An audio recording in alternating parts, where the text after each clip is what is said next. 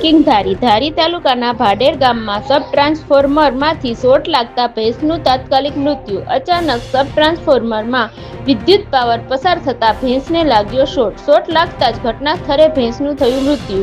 ભેજયુક્ત વાતાવરણના હિસાબે વિદ્યુત પ્રવાહ સતત પસાર થતો હોવાના લીધે કદાચ આ બનાવ બન્યો હોવાનો અંદાજ. રિપોર્ટર હુસેનભાઈ સંઘાર, ધારી.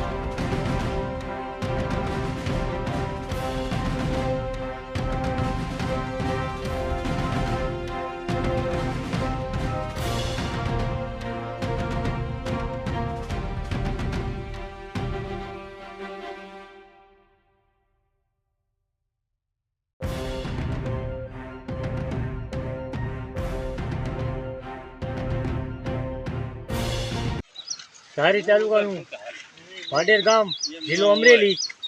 મારું નામ વાળા બાપલુભાઈ વહતુભાઈ. મારી બે હું રોડે હાલી જતી હતી.